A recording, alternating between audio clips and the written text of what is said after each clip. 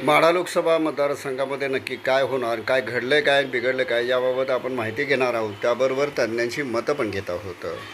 माढा लोकसभा मतदारसंघामध्ये नुकत्याच झालेल्या तिसऱ्या टप्प्यातील निवडणुकीमध्ये 60% मतदान झालं असून हे मतदान कुणाच्या बाजूनं होणार हे याबाबतचा उहापोह आपण करणार आहोत. खरं तर माळशिरस आणि फलटण या दोन्ही तालुक्याच्या मतावर हे सगळं गणित ठरणार आहे आणि महत्त्वाचं ठरणार आहे. मान तालुक्यातल्या मतांच्या बेरजेवर हे सगळं राजकारणाचं गणित जुळणार आहे. मान तालुक्यामध्ये जर कमळाला अधिक मतं मिळाली किंवा लीड मिळालं तर ही मतं निर्णायक ठरू शकतात असं एकूण वातावरण आहे. सर्वच तालुक्यामध्ये कमळ आणि तुतारी समोर चाललेले आहे. यामुळं दोन्ही पक्षाच्या उमेदवारांना लोकांनी पसंती दिलेली आहे. आपण आता याबाबत तज्ज्ञांची पण मतं जाणून घेणार आहोत. आपल्याबरोबर आहेत राजकीय विश्लेषक प्राध्यापक सचिन होनमाने हे सर आपल्याबरोबर आहेत. त्यांचं काय मत आहे आपण जाणून घेणार. आपल्याला काय वाटतं? नमस्ते. काल लोकशाहीचा विजय अर्थात माढा लोकसभा मतदारसंघ महाराष्ट्राच्या सर्वच राजकीय नेत्यांचं ज्या मतदारसंघाकडे लक्ष लागून राहिलं होतं असं माढा लोकसभा मतदारसंघाचं आपण आज 2 दिवसापूर्वी मतदान पार पडलं. पण खऱ्या अर्थानं बघितलं गेलं तर या तालुक्यामध्ये बघितलं गेलं तर 6 एकूण मतदारसंघ मान तालुका, करमाळा, माढा, सांगोला, फलटण आणि माळशिरस या असणाऱ्या 6 तालुक्याचा समावेश होतो.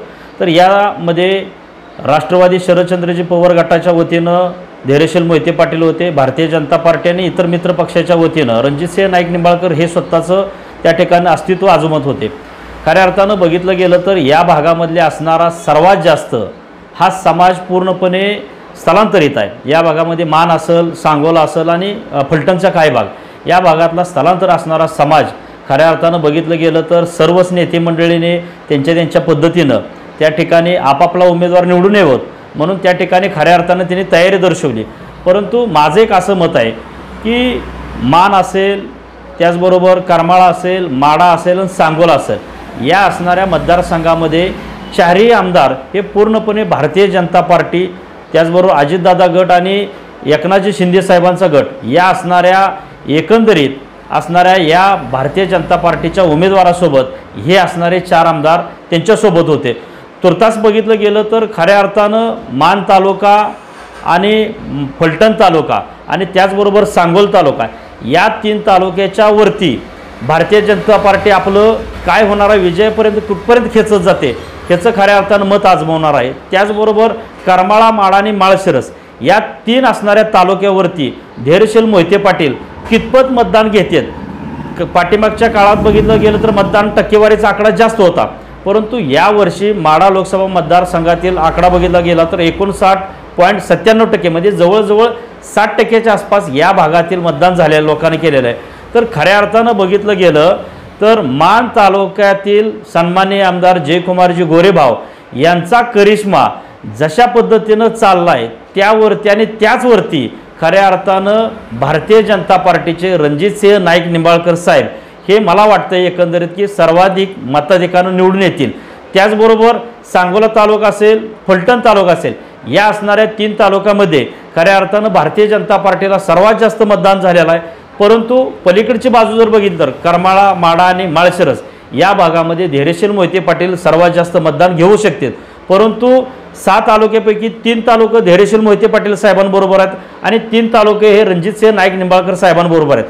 परंतु या 5ही तालुका त्यामधला मान तालुका हा सर्वात जास्त विजयाचा शिल्पकार खऱ्या अर्थानं मान तालुका आणि सन्माननीय भारतीय जनता पार्टीचे आमदार सन्माननीय जयकुमारजी गोरेभाव यांच्यावरती हे विजयाची मुहूर्त असणार आहे. मला एवढंच सांगायचं आहे की मान तालुका हाच या असणाऱ्या माढा लोकसभा मतदारसंघाचा खासदार ठरवणार आणि त्याच्यामध्ये सिंहाचा वाटा असेल ते भारतीय जनता पार्टीचे सर्वासर्वे मान्य जयकुमारजी गोरे साहेब हे खऱ्या अर्थानं या विजयाचे शिल्पकार असतील.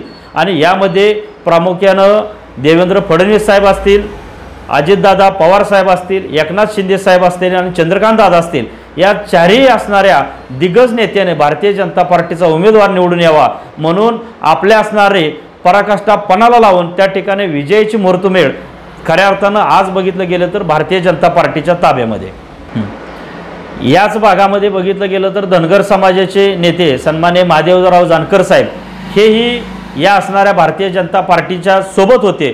त्यामुळं माळशिरस असेल, फलटण असेल, सांगोला असेल आणि मान तालुका ही महादेवराव जानकर साहेबांची जन्मभूमी आहे। कर्मभूमी ही महाराष्ट्र जरी असले तर जन्मभूमी महादेव जानकर साहेबांचा हा मान तालुका आहे। त्यामुळं फलटण, मान, माळशिरस आणि त्याचबरोबर सांगोला या मतदारसंघामध्ये धनगर समाजाची मतसंख्या जास्त असल्यामुळे माळशिरस तालुक्याचे नगराध्यक्ष आप्पासाहेब देशमुख आणि महादेवरावजी जानकर साहेब यांच्यासोबत या भागातील धनगर समाज खऱ्या अर्थानं एकजूट होऊन भारतीय जनता पार्टीचे उमेदवार रणजितसिंह नाईक निंबाळकर साहेबांच्या बरोबर राहिला। त्यामुळं मला असं वाटतं एकंदरीत की धनगर समाज ज्यांच्यासोबत जास्त मताधिक्य घेऊन गेला तेच या ठिकाणी रणजितसिंह नाईक निंबाळकर विजयी होतील।